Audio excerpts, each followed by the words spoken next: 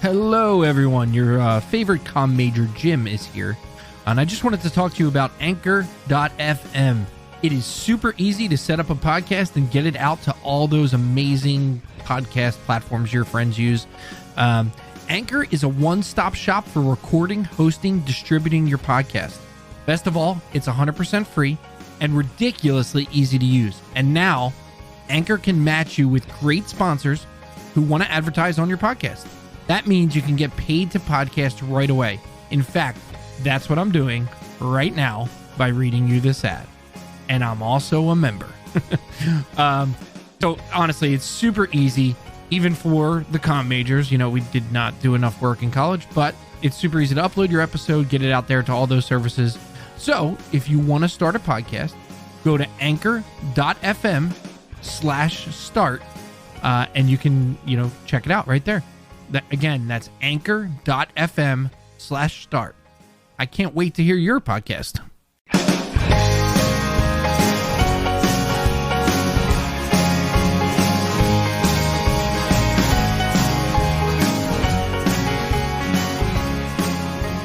Hello and welcome to Comm Majors. I'm Brian Costello. I'm Jim DeSanto. I'm Katie McFly. And we're joined by three-time returning special guest, screenwriter, teacher, film lover extraordinaire, Jimmy Costanzo.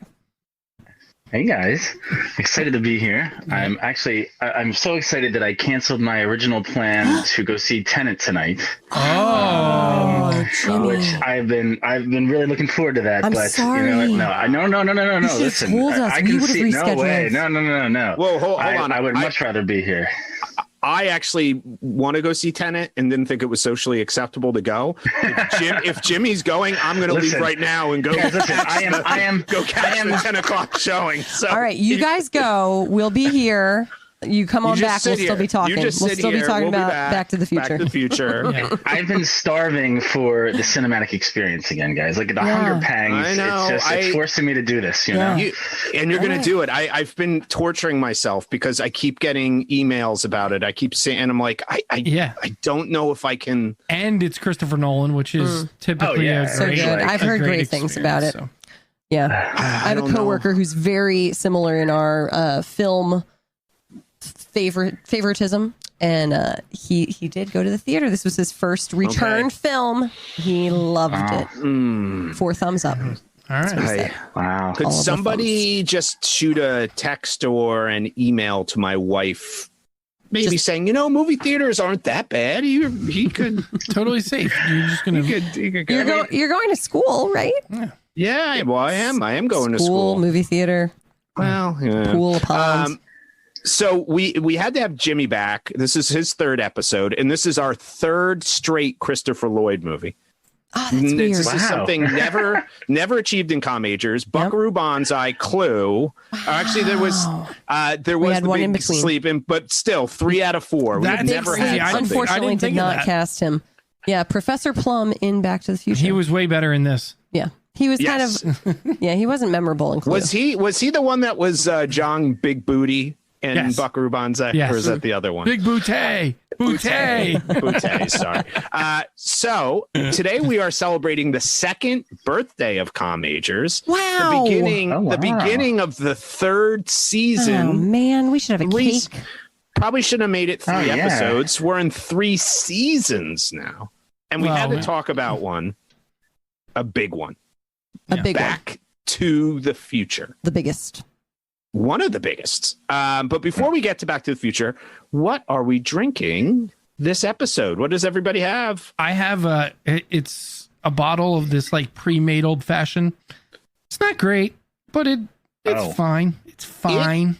I find it shocking that you, with the quality of cocktail that you make, would allow yourself to have a pre-made beverage. I don't want to seem elitist. It's hard not which is elitist for those not in our circle or friends. Not. But the bourbon that we currently have in the house does not deserve to be in a cocktail. Ooh.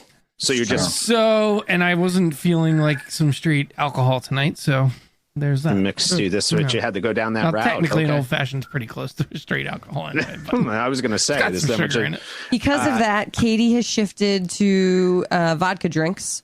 So this is Katie. a dirty martini in a very special glass. This is now the oldest glassware in our house. It's apparently, did I say this Might be last the week? oldest thing in our house besides our This house. might be Yeah, the you told oldest us thing in our last house week, yeah. besides our house. Yep. So this is the ancestral glassware. I love it. Drinking a little dirty teeny. Dirty. I love that. Jesus was Fantastic. a carpenter. This is the cup of a carpenter. Made of pure glass. This will be our holy grail. Jimmy, what do you got for us? I'm sipping on some Buffalo Trace right now, guys. Oh, that's a good one. Oh, well done. That And is you know what? sir. And there's a chance I might finish it tonight. I don't know. that We'll is see. hard It's to getting down find. there. That is a great bourbon. Very hard It to is. find because it's It's super right, affordable. Sir, very good. Yeah, I love it. I have I couldn't find a Hilldale, but I got a Springdale beer. All right, it's a Dale. Pretty close, right? Dale. Yeah, very- that works. It sounds like a very middle of America Yep. beer. Springdale IPA. It does match your shirt. Yes. I honestly did think that you had a Marty McFly life vest. Well, it was somewhere the in the house. closest. It was. I don't, unfortunately. I I'm used to. surprised. I used to I have thought you did. vests. I thought you did. I used to have vests a Yeah. long time ago. No longer, though. All right, quick fact check. Last week, of course, we did Clue. Did you two, Jim and Katie, play your Scrabble? We did not. Yes, I won. Oh, perfect. Oh, wait. Sorry, we were supposed I to play thought that was the Scrabble. story we were going with. We didn't play Scrabble. Okay. I started watching Amy Schumer's Expecting, and We it's been don't all have a encompassing. lot of crossing over of time that is very much. Game. Let's play games. Yeah. Let's have some It game was like, time. let's watch the movie that we're supposed to watch for the podcast. That's about all that And happened. that's been the past two nights. And then, Okay. yeah. Sorry about All right. that. So, no, I- Brian. people Scrabble- wanted- Scrabble will people- happen. People Maybe I wanted can to tell know. you Labor that Day Katie will Scrabble. win. We On will social videotape media, it. on our social media, people just said, Brian, you got to ask him who wins. Yeah, it's true. Katie will win money unless was I'm allowed put to on cheat. it. It's going to be a nail biter. Here's the thing: Katie will make better words, but Jim will have more strategy. And so it's No, all. Would you say strategy. you have the best words? I have the best words. Best words. I have huge words. Sad. Huge words. Some other reminders, remember? Vince Flynn, Kyle Mills, Mitch Rapp. book event Good job. Katie knows them is now. coming up. Which one's the writer? I know more Which- names which from one's this the- book Wait. than from any movie. Brian, don't show her. Don't show her. Put it down. Which one is the writer? Which one's the creator? And which one is the character? Character. Vince Flynn is the character. Mitch Rapp is the creator, and Kyle, I don't remember your last name, is the author. So you got got none one- of that right. no. Well, kind of. Well, she didn't get the last name right. Yeah, Mills. The author, Kyle Mills, is the author. Yeah. Mitch Rapp is the character, and Vince Flynn is the creator. Ah, Huge words. Yes. huge words. So remember, Oh, Drew, we'll I get mean, to there this. are huge words on that book, Yeah. and So yeah, just remember, I will be hosting and moderating one of his book tour events, September 18th, We can't 7 p.m. Register for that. If you are someone perhaps like Katie who doesn't know who any of the people are that we're talking about here, you might not have time to read one of the books. You could check out a brand new podcast called No Limits, a Mitch Rapp podcast. I would love to. Which informs people about I'm sure Trap. Katie's going to listen to that. I am all between in. I love episodes of, podcasts. See, I'm all in. Katie loves Brene Brown. podcasts. I'm going to do Brene Brown. I'm going to do No Limits. No Limits. No Limits. I got my Light Malcolm. the Fuse. My Malcolm. You gotta get Revisionist- some Mission revisionist Impossible. history. Revisionist history is great. I got it. Maybe you could listen to this week's Pop Addled because it's only Tim. Keenan's not there. Oh, I'm You listening could to that. finally listen Oh, to an I will episode of listen to Pop that. All Addled. right, let's get into this movie. All right, let's talk about it. Jimmy, it's great to have you here. And we'll hear more about what you've been up to. But first, it is time for the rundown.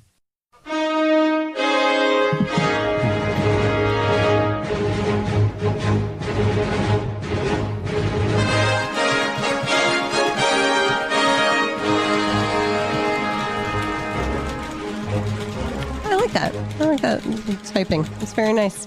It's what it always sounded like to me. Yeah, it's good. I did. I think that I agree with that. Well done. Marty McFly is waiting for his life to change. He thinks that this will happen when he takes his girlfriend to the lake so that he can lose his virginity. In a surprise twist, his life actually changes when his friend Doc Brown steals plutonium from some terrorists, builds a time machine, sends his dog back in time, gets killed by said terrorists, and sets the course for Marty to return to the day that his parents first met. Little does Marty expect that his mother will be much more interested in having sex with him than his girlfriend ever was. His charm and boyish good looks create the mother of all cockblocks, nearly erasing his own existence. Now, to make his parents fall in love and get back to the future. Okay, Your that was pretty good. interpretation of this movie is, I mean, we could literally spend. That's what I took away from the story. We could spend That's what I took away from it. hours just on. I didn't even get to Biff's assaulting his mom. I would say it's heartwarming the way you see the world. I mean, it was well written, Katie. Yeah, some of the facts I don't know. I have to go back over that. Check me. Fact check me. Why? There's nothing about virginity in there at all. No, I was realizing that. I was like, oh, he could have slept with many other women. He's just making her feel special. Yeah, no, you're right. Yeah. It's fair. Though he looks like a little boy. And so I'm imagining this has to be his first sexual encounter. Yeah, but it looked like his girlfriend was willing to have sex with him in the town square as her father was there. I know. I just thought it made it more interesting if we were comparing his mother's desire for him to his girlfriend's desire. I was playing that up a little bit. I gotta say, right off the bat, I was not super excited to watch this. Not because I don't. Of course he wasn't. No. Hold on. I'm surprised there. Not because I don't like the movie. I just didn't feel. I don't know. Wasn't in the mood. I wasn't in the mood for it. And the first half hour of this is rough. I thought. Oh, really? I think it's pretty awful until he meets Doc at the mall. The characters are just really weird and not. I don't know. Their motivations seem really strange to me, and they're like, I don't know. It's just, I just did not. Jim, can I ask you how long had it been since you'd seen it last? Oh, honestly, it's probably been 20 years. Oh wow, okay. It's been a long time, and but I will say once everything starts with Doc at the mall, I got right back into it, and I enjoyed it. Because I don't know, there's a lot in this movie to kind of enjoy after that piece for me, at least. I don't know. What were your thoughts in the beginning? I don't know about the beginning. I think it builds momentum as it goes, but I think at the end it still feels like it's a good movie. There are problematic moments, but it feels like I'm giving it a thumb and a half. Yeah. It's a good movie. Jimmy, you and I will be the more positive ones. Go for it. Take it away. Yeah, go, Jimmy. Well, I mean, here's the thing. I mean, I have to share up front that my affinity for this movie goes way back. This is one of my Saturday afternoon movies. When I was in elementary school, I'd watch twice a month or maybe even more than that. So, I mean, I think my appreciation for it developed over the years. It's one of those things where when I was a kid, I loved the zany manic elements of it. I didn't really understand the plot, because it is pretty dense and complicated, but it felt like a cartoon. It had that kind of energy. Which I loved.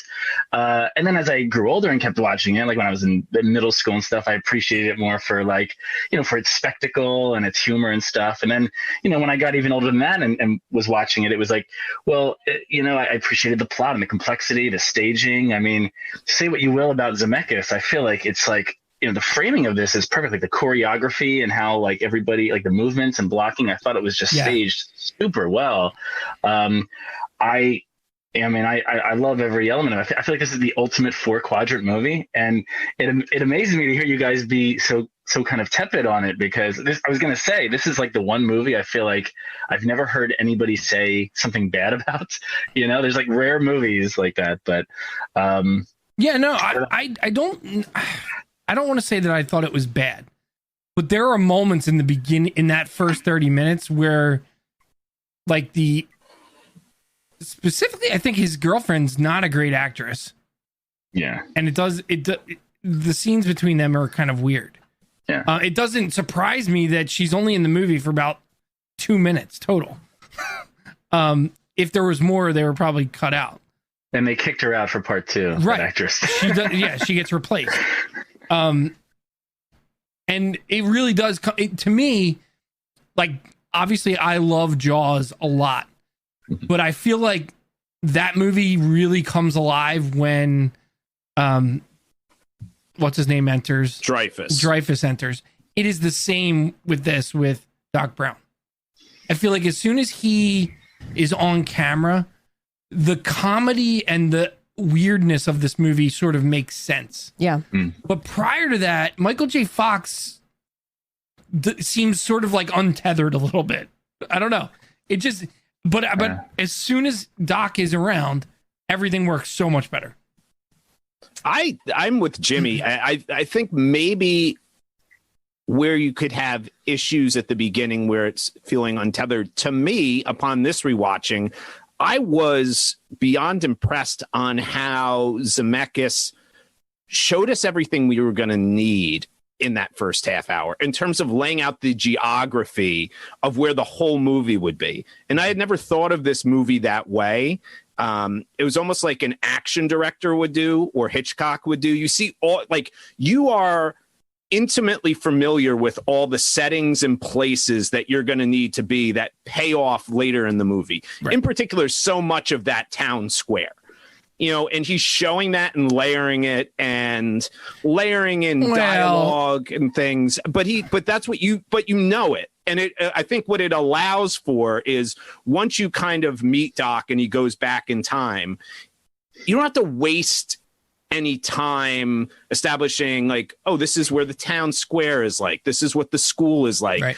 And I think that maybe it could potentially make you feel a little bit choppy at the beginning part, but it allows you for the rest of the movie to just go.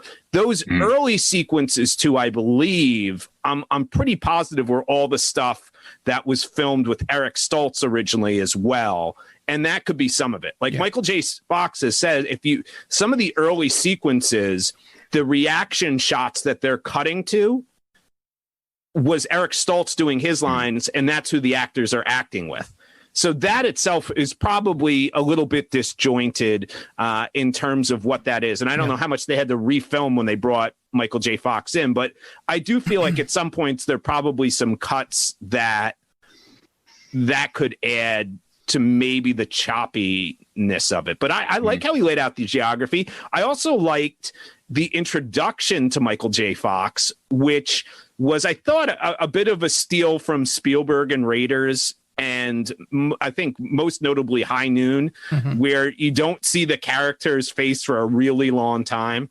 And I wonder, like, was that part of the influence of Spielberg, as the producer, because that was very Indies and Raider, right? You see Michael J. Fox they focus on the feet. In fact, the first image with him are those Nikes. Right. And that played a huge role in helping Nike's brand explode. Back to the Future. Michael Jordan was just coming into the NBA at that time. That was like Michael J. Fox's. They asked him at one point, they're like, well, did you were a pretty big star at this time. People knew you. Did you get to influence Marty's look or anything like that? He goes, no, this was all stuff they picked for Eric Stoltz. I guess the only thing that was different is Eric Stoltz wanted to wear Converses. And I said, no, I'm wearing my Nikes. And those were his Nikes.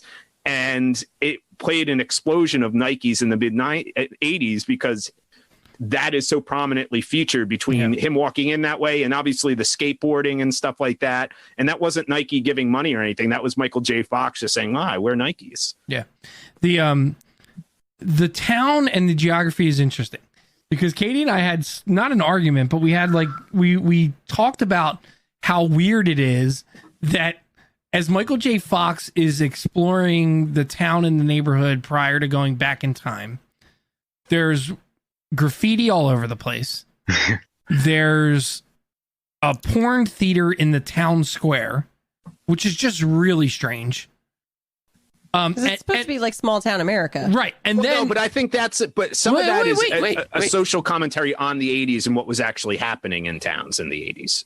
Really? It is. If you look at like Times Square, all these places in the mid 80s, and there's Times Square, dude, you're going to come on. No, but I'm saying other places, this was America. In Middle America, it was crashing and plummeting, and that was where they're making fun of Reagan as well. So that movie theater that was a porn theater is when, because Reagan, they were putting the social blame on Reagan, and it's a Reagan movie at that time period. So I think that was a kind of an overt, attempt at kind of going at Reagan, and it's very exaggerated too. It's I think it's meant to be. Everything is kind of like larger than life. But what we said is like, so when he comes back at the end, he will have changed it for the better.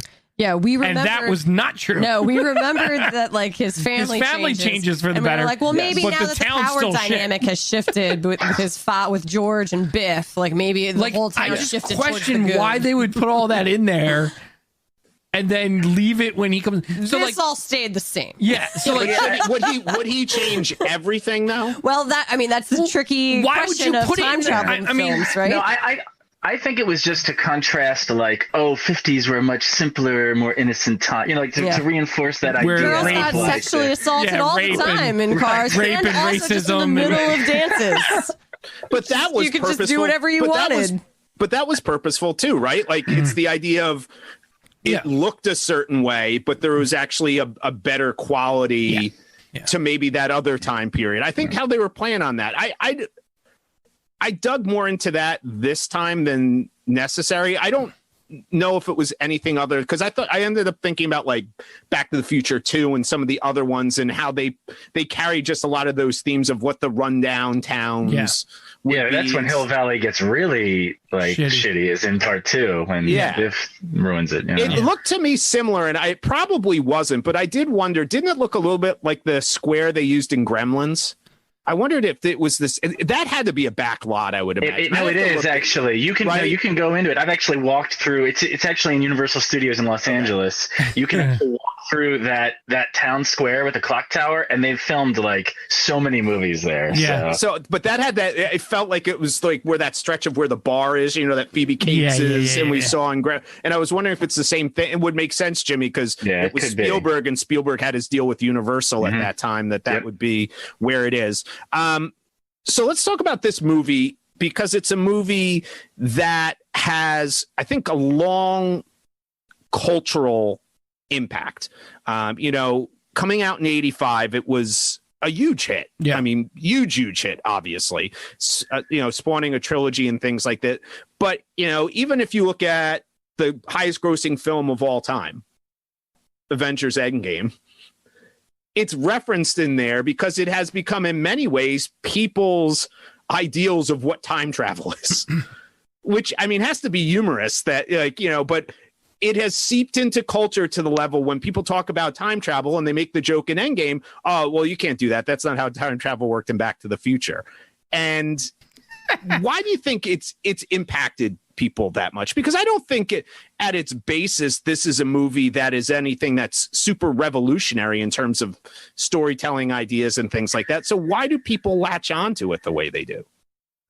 I mean, I think, I guess you're right. It's not really innovative in storytelling, but I do feel like it is a very strange movie. And I think that might be like part of why, like Jim and Katie, you were saying like it was a little tough to find your footing at the beginning, because like what kind of movie is this really, right? It's like, it's not, I mean, you could say it's science fiction, but it doesn't really have a lot of those tropes. It's kind of comedy, kind of drama. And I mean, it has action set pieces, but I wouldn't call it an action movie. Like, what is this really, And I think the fact that it like is its own thing has had a huge impact in like the cultural footprint.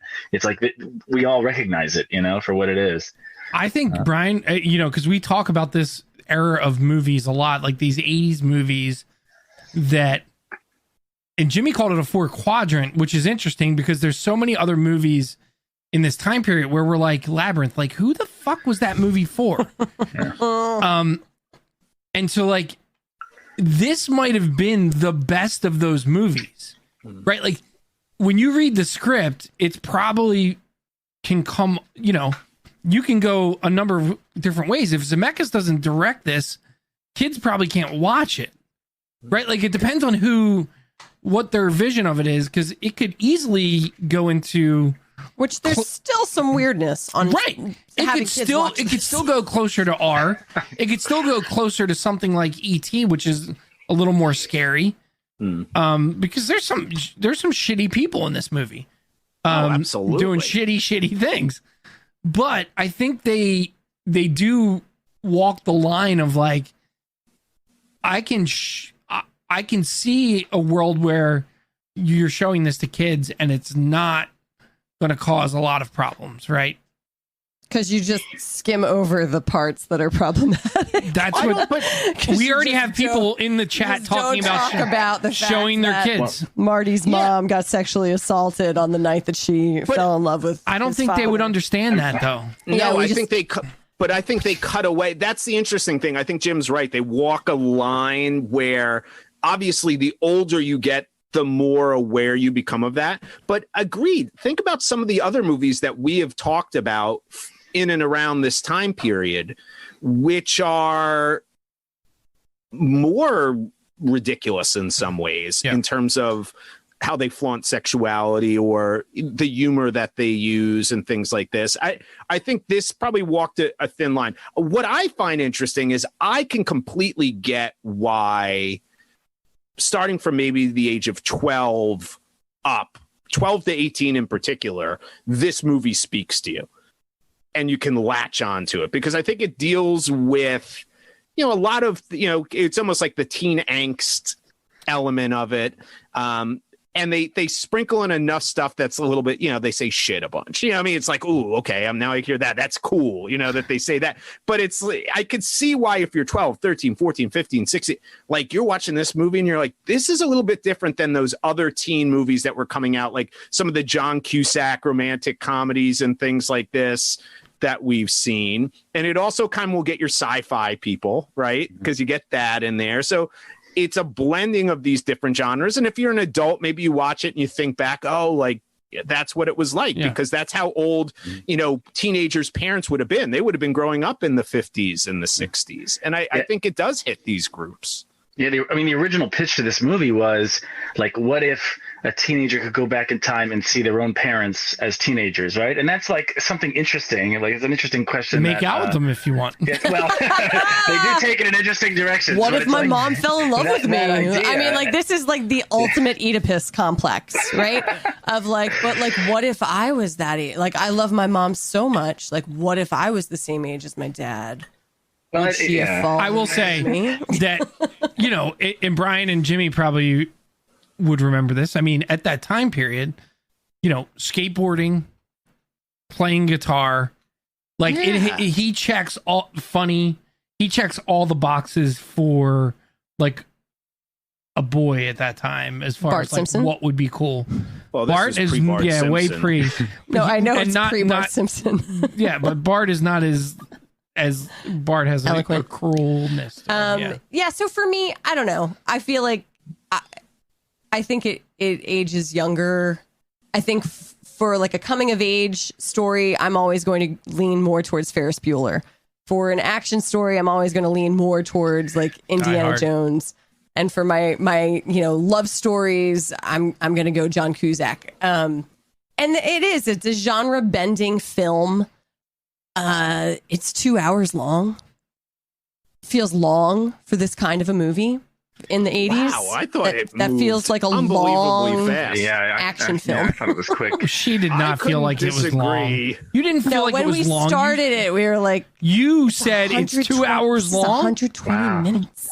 It did not feel long at all. It doesn't feel long. No, it is long. It doesn't feel. It's not long. 2 hours is the appropriate time for a movie. This is the most shock I've been in 112. Most movies in the 80s are like 90 minutes. I've never heard anybody talk about Back to the Future like this. So. All right, Jimmy and I are going to go into a Zoom breakout room, and we're just going to geek out about it. Yes. Conversation with the rest of the people who are listening to the podcast who want to hear us gush about Back to the Future. Listen, I think it's important to have some dissenters. I think we all just like fluff each other up. It's not fun. Listen, and I will acknowledge the problematic stuff too. It is. I mean, first of all, like the father being like that peeping Tom who like, and then he's like, and they just totally gloss over it, and it's like, oh, now let's get together a week later. It's normal for guys to look in girls' windows and watch them undress. It's normal.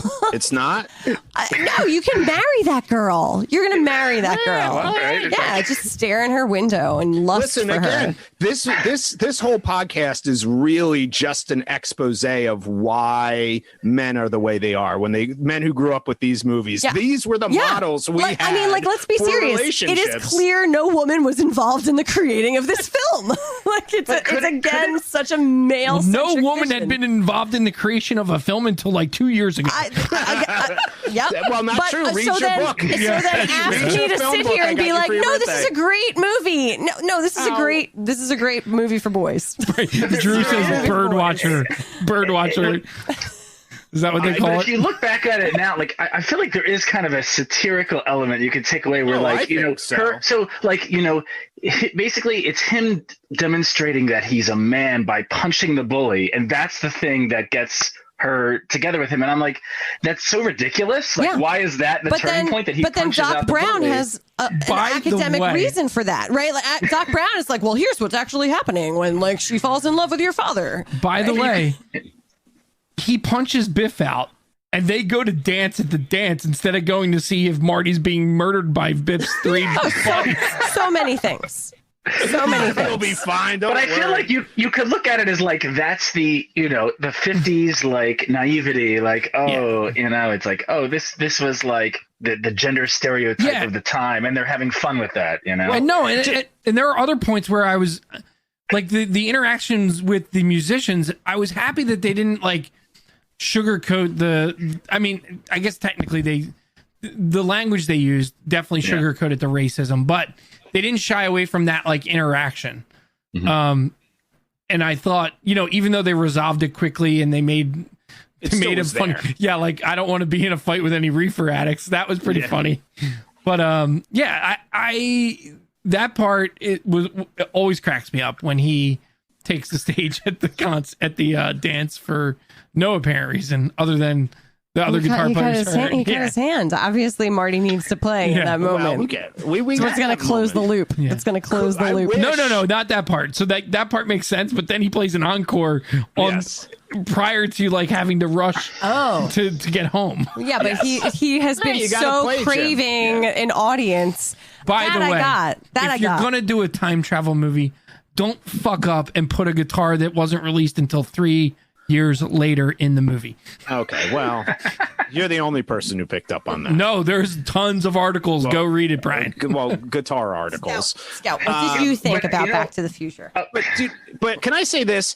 This is a prime example of what we've been talking about recently about 80s films. Yeah. That the line from being Buckaroo Banzai or Back to the Future or Big Trouble in Little China, it's a thin line. Yes. If this is not Michael J. Fox, this whole movie, I agree, falls apart. His father is shit as an actor. I would disagree. I would say that he is the worst actor in the movie. Not no, I think he's going for a certain style. I think that's his shtick. But my point is this: Michael J. Fox, God bless him, is instantly likable. Agreed. He is the Julia Roberts of Pretty Woman. Yes. Yeah, I mean he will sell anything.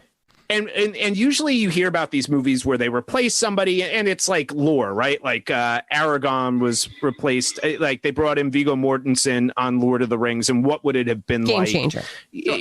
But it's like if you have a different actor in this role, it just doesn't work. You need somebody who's instantaneously likable, because at the beginning, you're right, the character is, I think, pretty thin at the beginning, and once Doc gets there and you have that relationship and you keep building, it's great.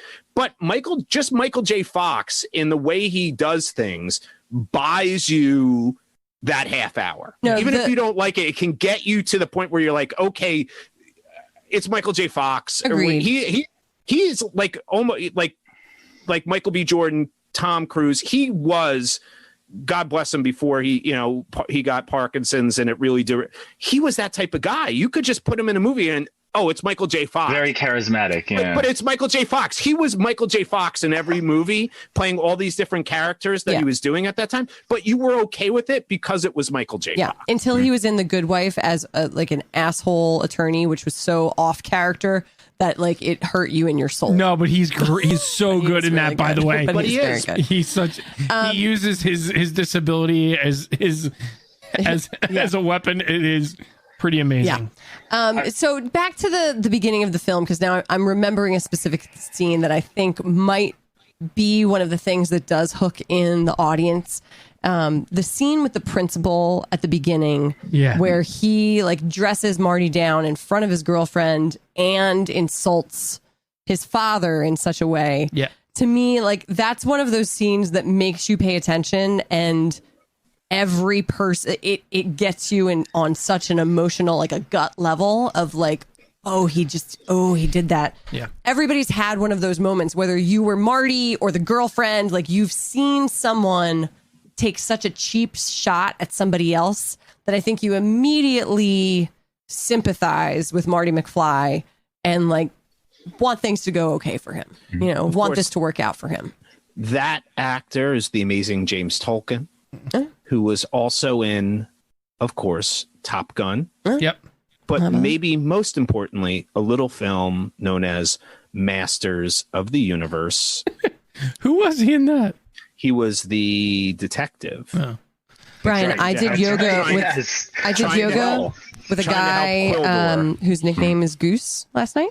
Ooh. And his best friend's nickname is Maverick. They are in their 40s. Did they give themselves those? That would be like Jim and I started to refer to each other. But I mean, this has to be like 30 years later that they've had these nicknames, and they are still going strong with them. That strikes me as like, all right, Jim, or me going to Jim, I want you to refer to me as Nighthawk. As Nighthawk. And then only Jim if you says, refer to me as Dragon. Okay, a dragon. That would be awesome. Done and done. Did we just become best friends? This is a podcast hosted by Dragon, Nighthawk, and Katie. Little moments of joy in this film. I love the Marty asleep scenes. I don't know who came up with this idea. It's brilliant, isn't it? And it's such a simple thing, but it really does like emphasize the innocence, like the childlike qualities of your main character, which again just builds your sympathy for him, your empathy for him. Like seeing him asleep in such a childlike, drooling, arm akimbo sort of way, like opens your heart to Marty McFly. And that adds to like the mystique of the character. Just like it's all, I don't know, it just makes him feel more fleshed out and real. How about go ahead, Jimmy. Sorry. I was going to say, like, we were showering praise on Michael J. Fox. I think Christopher Lloyd too. Like, I can't imagine anybody else. No, absolutely. I think it's the two of them. I don't think you can say one without the other. Yeah. And they have a great dynamic. And I can't remember, they were together. God, who was it? I don't know if it was Josh Gad's podcast or one of them. They got the two of them together talking about the movie, and like they're still very close, and all these. But it's one of those dynamics of you get two people. You have Michael J. Fox, and he's carrying the movie, but Christopher Lloyd is another one in this movie where if it's not him, it doesn't work either. No, and what Christopher Lloyd can do with his face. His face and noises and his sound, his voice, like I'm in with him. To me, he's as important to this movie as Jack Nicholson was to when we did A Few Good Men, and we talked about A Few Good Men and how Jack Nicholson wasn't in a lot of scenes, but every scene he brought something. I would say there's more happening here with Christopher Lloyd. Well, he's in more scenes. He does more. I mean, like, yes, Jack Nicholson, amazing actor. Every scene he's in is vital and moves the light. Do you know what I mean? There's no fat in either of those performances. It's like they're going to be in here and they're going to carry the movie when they're on camera. Yeah, I'm just saying Christopher Lloyd had to work a little bit harder on this it's a different role. Jack did for A Few Good Men. Like this was some major work. Yeah. And they never get us, the two characters never get us to question the weirdness of the fact that like Doc Brown would be friends with Marty McFly. Like there's no explanation. Well, why are they friends? That, right? Yeah. What is that? He built him the giant amp that would kill a person if they tried to play it. Do they ever explain it? Because at the beginning I thought, is it a neighbor? Is it like somebody that he's known since he was growing up? Then when they were at school, I thought maybe it was one of his teachers, like maybe Doc. No, but you could easily see a world where like he walked the dog for Doc. That's what I thought. Or mowed his lawn. He lives in the neighborhood. To me, it's like you look at what. Oh, he didn't have a lawn, by the way. He was living in the garage of the estate that was sold. Yeah. So you do get like a little bit of that. So I don't know. It's weird. Yeah, but I mean, you're right. Like if Marty has grown up there his whole life, like whatever. To me, it almost made sense that if you look at what Marty had around him, that he would, it's weird because he's supposed to be the cool guy, right? I mean, he comes across as cool when you think Michael J. Fox, but there's ways they do it. Like he's friends with Doc. Okay, but here's the time travel. Or his band is like a failure. But the time travel piece is that Doc would know him. So if Doc met him at the time that his parents was 1955. Yeah, but that hadn't happened yet. That's the whole thing where you start to get into. Yeah, but this is where you start to get into the way people perceive time travel in movies and books. So much of it is built around the ideas of Back to the Future. We created because this whole he has the note. He has the note. But he didn't.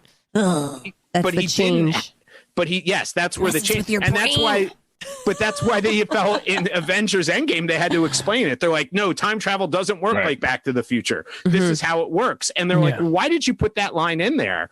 And the screenwriters are basically like, Back to the Future is what people have based time, something that doesn't exist, but they have taken the Back to the Future mindset of what time travel is, and that's what the general populace believes time travel is. Yeah, and like Back to the Future leans on its contradictions, right? It's like, well, who really wrote Johnny Be Good? Like, it doesn't make any sense. A white guy wrote that, of course. I guess, right? Yeah, but did he? Because he got it from Chuck Berry. I don't know. Who knows? Right. But don't look too deeply. Yeah, right. But it's kind of like Back to the Future just kind of winks at us with that. Whereas like Endgame would be like, well, if we have this contradictions, the whole thing is going to fall apart, and so it's like let's just get rid of the contradictions by just saying the universe unfolds or whatever. Yeah, and so this, I don't want to get too deep into it, but the Back to the Future basically sets it up that it's not a multiverse, right? So it's not like every decision that's made splits to thousands of different types. And so like it's one continuous time. Yeah. So like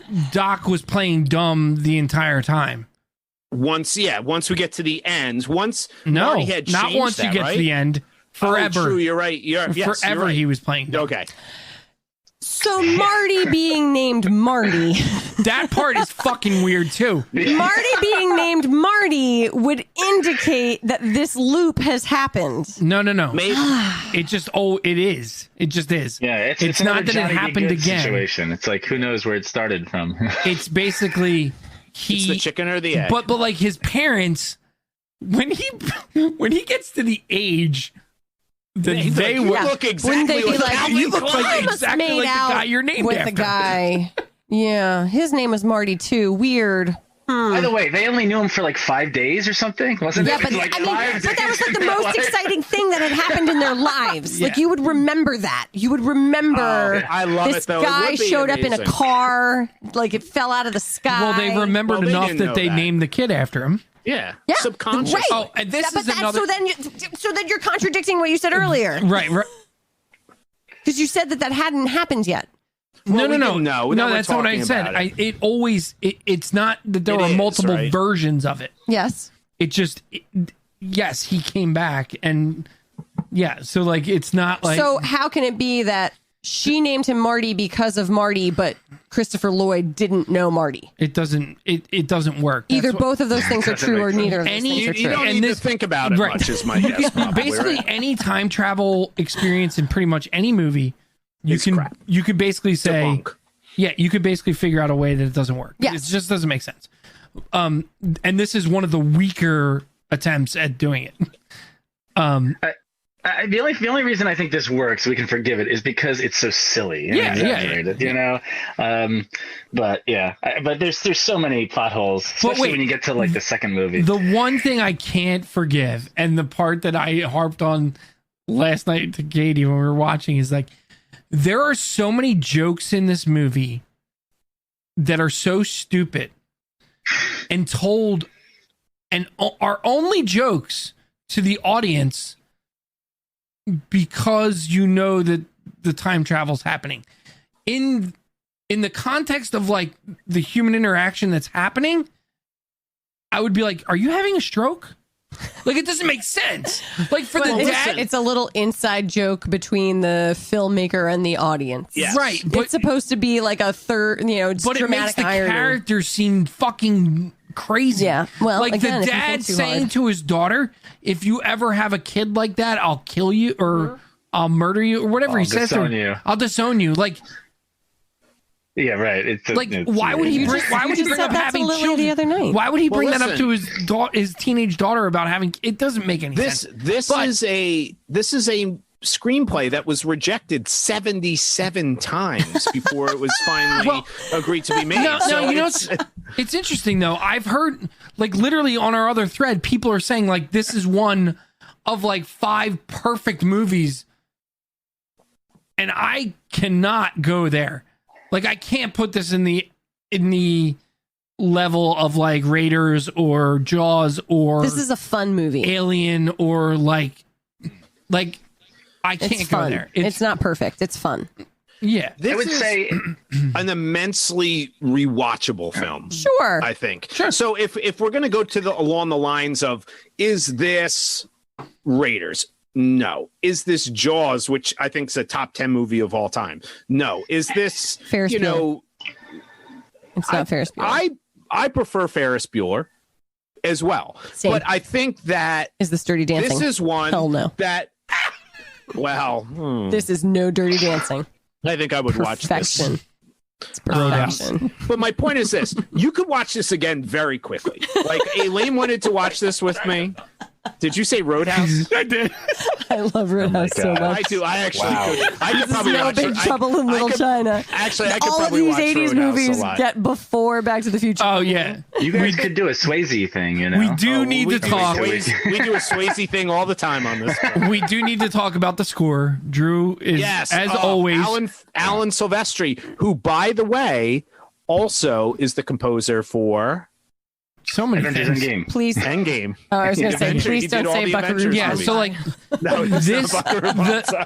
the thing that he does in this that I noticed when we did Indiana Jones and the Last Crusade, and it happens in every Indiana Jones movie, but John Williams did the same thing, which is they use the score to accentuate character moments and action. Yeah. Right. So like playing the same theme when things start to go in our character's way instead of being shitty. Yeah. And this theme is very recognizable when you hear it. What if he absolutely. had done the score for A Few Good Men?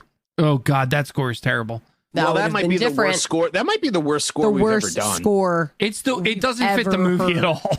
It's so bad. I would say The worst. that score is worse than Mazes and Monsters. They should just remove the score from the film. I bet the Mazes film and with Monsters. no music would be They should better. just have fanfare, like trumpets and stuff. Yeah. Oh, that would have been cool too.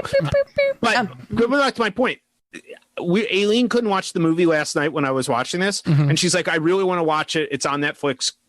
Could we watch it again this weekend?" And the answer for me is yes. I could rewatch this like 5 days after, and it had been a while since I saw it, but I would. I could. I think it's an immensely rewatchable film. It's a fun movie. Not like I wouldn't put this on the level of the ones that I consider to be like my favorite movies. It's not a Big Lebowski. I don't think it's not an LA Confidential when Jimmy was on. It's not like a movie that you're like, my God, this movie is like what cinema should be. But it's so fun. The performances are so goofy, so crazy, but it has Michael J. Fox, who you want to watch, and you can just watch it again and again. I do have this question, though, because Aileen and I were debating this, and some people in our chat have been talking about it. She's like, oh, the kids could watch this. And I was like, I don't I don't think this is at our kids' age watching. When do you think now, back in 1985, 1986, everybody was watching. You could have been 6 or 7 and watching it. Where do you introduce Back to the Future to someone, you think? I think it depends on how much your children pay attention and ask questions. Ours notice everything. Yeah. So am I ready to have the sexual assault conversation yet? No. No, I'm not. I'm not ready for that. So we're not watching this yet because I need another year or so. So maybe we'll say 10. Maybe 10. I was going to say 10. Do you think 10 so was is, I was gonna say around there. Yeah. That might have been the age. But I don't know if I can just like I don't skirt. know. Well, they're going to notice it unless I fast forwarded past that scene. They would notice that. Here's a question for you. Would you almost be better off showing it to somebody at like 5 and they could just watch it and they see the car and they think it's cool and they can't pick up anything else, and then you don't watch it again for like a long time and they just, I don't know. I've got a very, very observant 6-year-old. So I don't know if I could count on her just like not getting it. She asks all of the questions. So Common Sense Media, and this makes me question Common Sense Media, what I'm seeing here. They usually do like their age guess of what someone should watch. Then they have a parent's vote and a kid's vote. This is the closest I've ever seen. And it's always parents skew older, Common Sense is usually in the middle, and kids skew younger. Kids say 9, Common Sense says 10, parents say 11. Usually it's way more of a gap than that. However, Common Sense says some violence, bullying, and cursing. No mention of sexual assault. Yeah.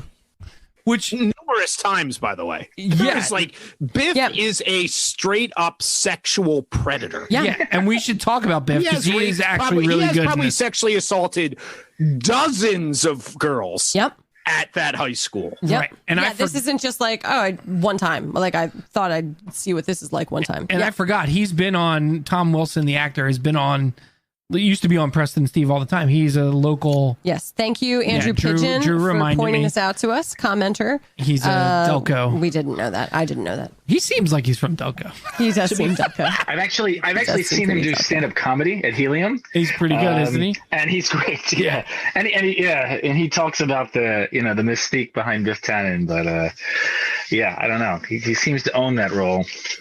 So before we end, if you had to say in your mind something that you always think about when you think of this movie, and I was watching this time and seeing things and picking it up that I don't like, what is that scene like that you remember from a kid? Because I'm sure we all watched this 1,000 times probably as a kid.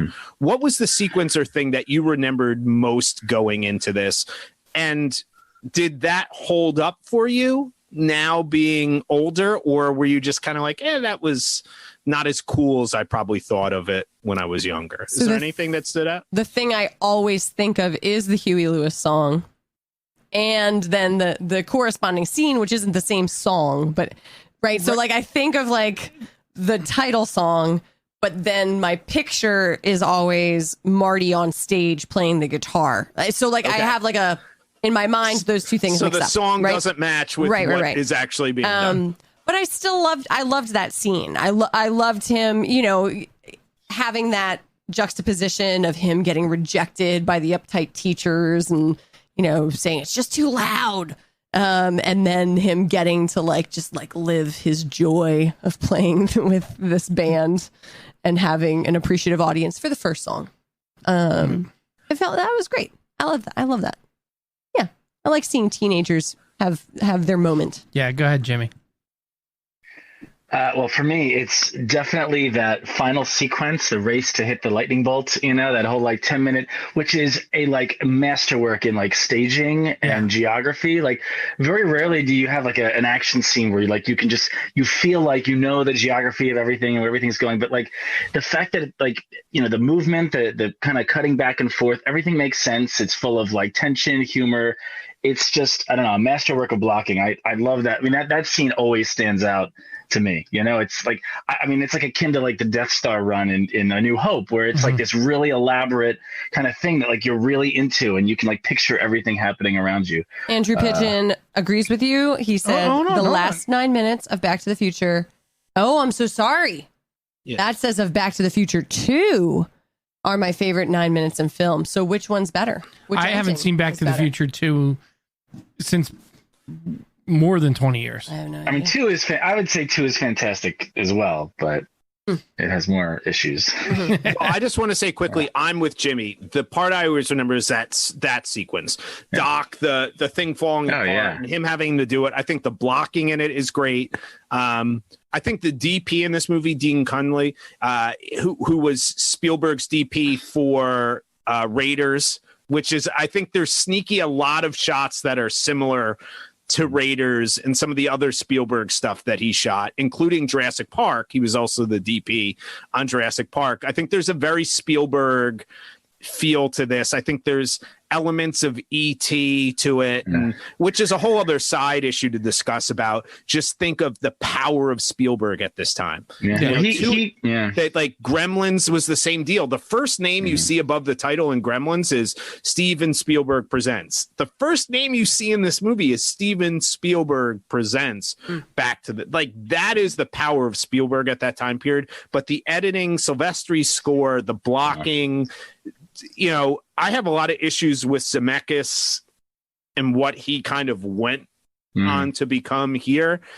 This is like one that is, it's in the Library of Congress registry. It is quintessential 80s film. I thought everything was in the Library of Congress registry. Isn't that the point of the Library of Congress? No, of like special films. There's like a special I thought that was their whole thing. Well, no, not movies. I would say it has to go in the Library of Camp. There's a few things I remember, like specific. I'm weird about remembering things from movies. Like I told you, the specific lines, like the Harry Potter line of like, I didn't know you could write. Like things like that stick out to me. Though. And I'm with Drew. 1.21 gigawatts. First of all, pronouncing gigawatts incorrectly, or is gigawatts the appropriate? I don't know. It's weird. But the way the way Doc kind of loses his mind when he hears that is hilarious. And then also when they're playing Earth Angel and they finally kiss, and he goes from like crumpled on the side to like right back up and playing like in time, and the band's like, oh, okay, you're back. I always remember those two parts. Well, Katie and Jim are grumpy and would tell you 4 out of 5 stars. 4 out of 5 stars. I would say that's okay. I feel that's a little different than what you were spinning there. When you say 4 out of 5. Thumb and a half, 4 out of 5 stars. I'm not sure a thumb and a half is 4 out of 5 stars would be. Yeah. I only have 2 thumbs. I'm not giving it my second half of a thumb. Yeah, in Ready Player One, they have an item called the Zemeckis Cube, which is basically a Rubik's Cube that lets you like rewind time. I think. Yeah, I love it. Also scored by Silvestri, who reuses his Back to the Future cues there. Yes. All right, we'll make sure it was off Netflix for about 3 days, and then has been re-put on all 3 of the Back to the Future trilogy. That was clearly because we were encouraging people to watch it. We're like, how does this get made? You know, when they do changing the culture. It's on Amazon Prime. All right, time for Game of the Week.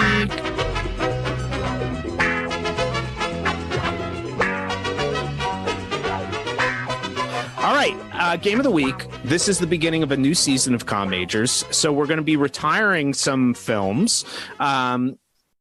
We are going to do a Comm Majors 1980s film festival. Each of us are going to pick 4 quintessential 80s films from season 2 of Comm Majors. We have done the following 1980s films during season 2 of Comm Majors. There's a lot of them. I know, 15 of them. What? I'm going to eat this olive while you say all of them. Here we go.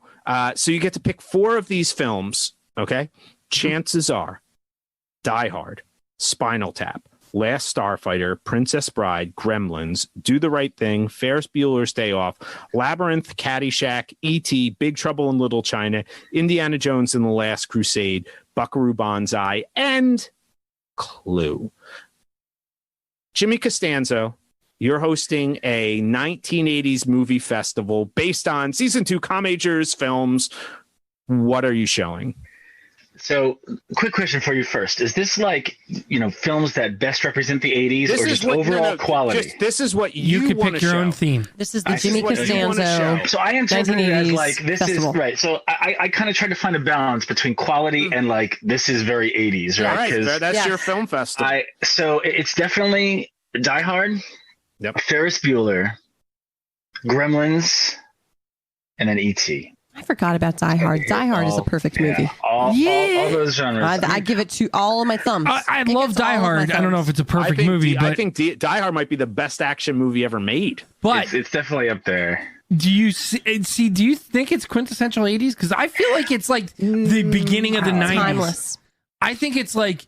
Well, I think it's the first 90s movie. Yeah, but it's not the 90s yet. I know, but that's like right on the cusp, right? That's like I'm talking about like the tone and the like the feel of it, the way it looks. To me, it doesn't. I don't know.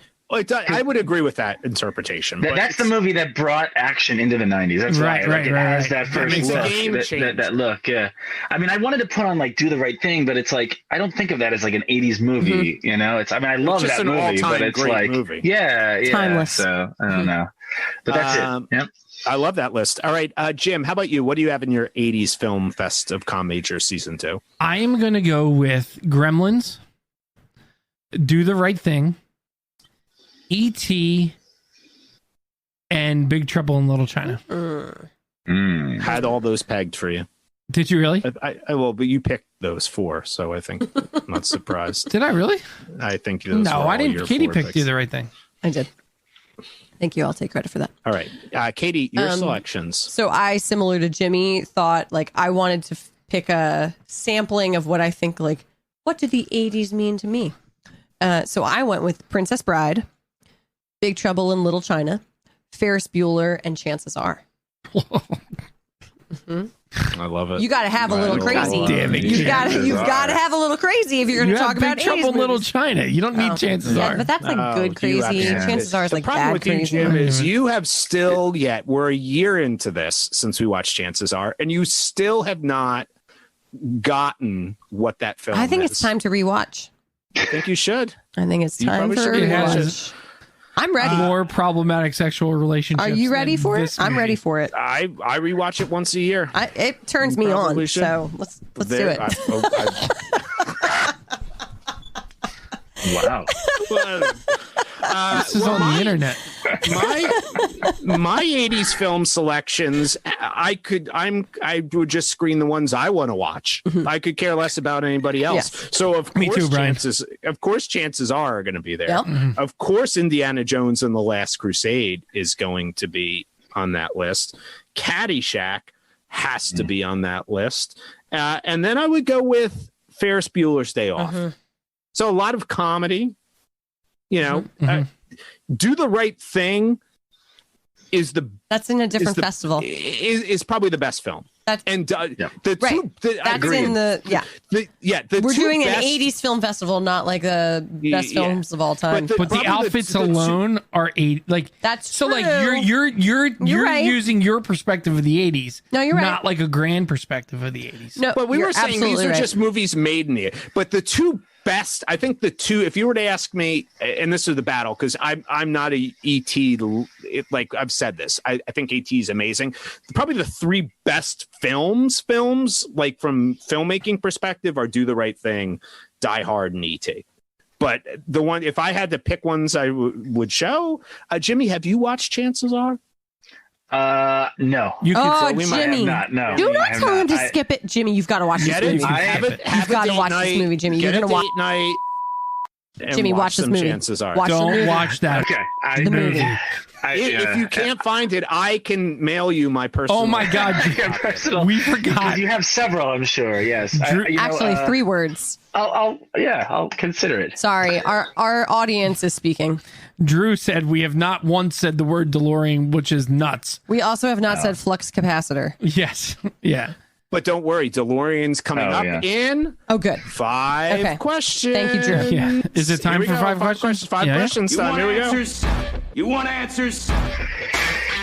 I want want the truth. What makes a man, Mr. Lebowski? What the fuck is the internet? Words. Why? All right, it's time for 5 questions. And who better to answer 5 questions on his 3rd appearance on the beginning of the 3rd season of Comm than Jimmy Costanzo. Jimmy Costanzo, right. Thumbs up or thumbs down, skateboarding, gleaming the cube, if you will. Christian Slater 80s film reference. Yeah. Rad. Thumbs down for me.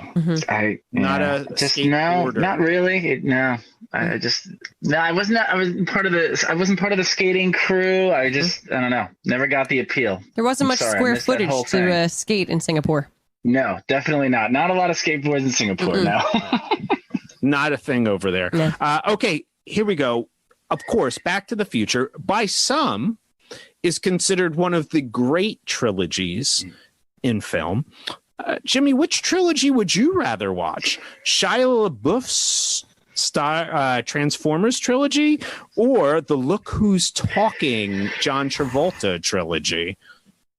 Hard choices. No, it's not. Listen, it pains me to say this, okay, but I would much rather see Transformers. Yes. No, that's the right choice. That is the correct That's the right choice. Because there's at least you feel something with that primal need of spectacle when you see explosions of you don't robots. just feel creepy the whole time. Okay, fine, but oh my god, John Travolta as the baby. There's no way I can't. So much. Oh no, he's the dad. He's not the baby. So much. Bruce Willis is the Bruce baby. Willis is the sperm. Bruce Willis is the the third one's got talking dogs. I'll tell you what. No matter what Shia LaBeouf's in, he's compelling to watch. So, have you seen Honey Boy? Honey Boy is so good. Oh my god, phenomenal.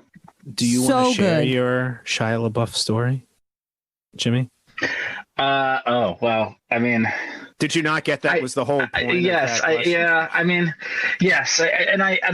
tried to block that from my mind, but I did. No, listen, I do have a history with Shia LaBeouf, so to speak. Way back in the day when he and his Disney Channel crew took over the floor of these temporary furnished apartments above us, and I had no idea who he was at the time. He was on this show or something, and we were just out at the pool, my buddies and I. He comes down with his crew, his posse, and Disney Channel posse, even Steven's crew, which is a great fucking and that's show. The thing, we were my friends and I were we didn't even know that. We knew that Disney Channel had rented out the apartments above us, but we didn't really know who these guys were. So we just see them with the aviators and all this stuff. We're who is my friends and I are who is this guy? He must have been 17 at the time or something. But he comes down and he proceeds to just try to go at it with the food and drinks and beer and all this stuff that we had out there. And he was a jerk about it, actually. So I never really liked him. And then I started seeing him. So then I started seeing him in trailers for things, and I'm like, that kid, no. That kid. And that guy. And then you watch Honey Boy and you're like, oh, this kind of makes sense. Now it all makes sense. And he would probably completely agree with your telling of the story. Yeah. Yep, I was an asshole. Maybe if we rewatch it, there's a scene with Jimmy in it. Yes. That guy at the pool, that's supposed to be Jimmy. There's Jimmy Costanzo. He's very tan and has very white teeth. Okay, question 3, fill in the blank question here. One of the all-time most noticeable vehicles in a film ever, the DeLorean. Mm-hmm. Plug for Pop Addle. They did a whole episode on most famous cars. Top 5 cars in movies. Is the DeLorean, of course. Mm-hmm. Jimmy, if you were building a time machine out of any vehicle, what vehicle would you pick? So due to a mixture of, I guess, nostalgia and practicality, guys, I was like, man, of all the cars, I think I would go for the Mini Cooper. Yeah. Now let me explain. Mini Cooper, right? Spy cars. First of all, you could get to 88 miles an hour on even a curvy road, all right, with that thing. So that wouldn't hold you back, all right. Very gas efficient, so you wouldn't run into a Back to the Future 3 issue where it runs out of gas and then you're screwed trying to get back home. And it's easy to hide. It's a tiny car. Very true. So boom, there it is. Very practical. I like it. I love it. All right, favorite question. What's your favorite Huey Lewis song? Yeah. Listen, man. I mean, I'm not the biggest Huey fan, but Whoa, I hold can't. on. That is a worse take than Jim and Katie's take on that. Oh, okay. No, it is not. Listen, No, I it is not, appreciate- Jimmy. Listen, no. Don't get me wrong. I appreciate him. I don't Do you? listen to him. I do. But he's not like on my playlist or anything. He's no Randy Newman. I mean, It's not on your playlist. He is not Randy Newman. I do. Listen, I've always appreciated. You guys know "Hip to Be Square," right? So that's I love Hip to that Be one. I love the energy of that. It's like it's got a little, the tinge of the Back to the Future one in it, but it's got a lot more energy to me. And I like that one. So That's a good one. that would be my one. Yeah. All right, Jim, play Comm Major's favorite Huey Lewis song. I did. This one? No, not. I don't want to get us blocked again. All right, that's it. All right, here we go. Finally, deep thoughts question. Jimmy, if you could go back in time, what year would you go to and what would you do? Oh yeah. So look, this question though is so hard to answer. I feel trapped because it's like if I don't say I'm going to go and like do something profound, like No, it stop doesn't have to Hitler be- or something. No, it doesn't have to be real. Then It doesn't I'm have to be going real. to be on this show. No. then it'll seem trivial. No. Listen, I'm a very nostalgic guy. We though, are really. very trivial people. Extremely. I would probably just So, go back so I could go to like a senior night at Oscars. So I okay, wouldn't all go right. So to- fair enough. Well, that's the approach I took because I tried to follow Back to the Future rules here. I'm like, you know what? I can only go back to like my my area, whatever. So I'm gonna and I'm very nostalgic. So like I would go back to 1990s Singapore. All right, because it's a place that I will never. I mean, I still have these memories in my mind. I grew up there, but not only have I not been back there, it's like, it's so different now. It's like a place that I will never be able to recapture, Yeah. So I think that nostalgic side of me is being like, I would, that's probably the first thing I'd do, and then I'd stop Hitler after, but Nah, you can't. I think that's fair prioritizing. You only got a day. You only got one You day. can't do that. You should You can't read stop Hitler in a day. read the Stephen King book 11/22/63. right, yeah, You try to stop shit. Still gonna happen. The Just go have history fun, Will happen. man. Just Go go have a good revisit time. the moment. history will come after you, dude. Yep. Yeah, maybe Can't go change it. watch. Can't I'd go change back it. to 1989 and watch Chances Are in the movie theaters. See it on the big I screen. mean, why not go onto the set, Brian? Like go just be there That's a in better the idea. room. Go right into Georgetown. Be right in the midst. They of probably the would have filmmaking. just brought you right on in. I could have been an Just extra. Made you a character. Yep. Still thinking about I think that's wearing what that kind of set it was. Alex Finch tux to Keenan's movie themed You wedding. really should. That's what I wore to my high school graduation. That's true. I know. Yeah. I'm gonna wear it. That's 5 questions.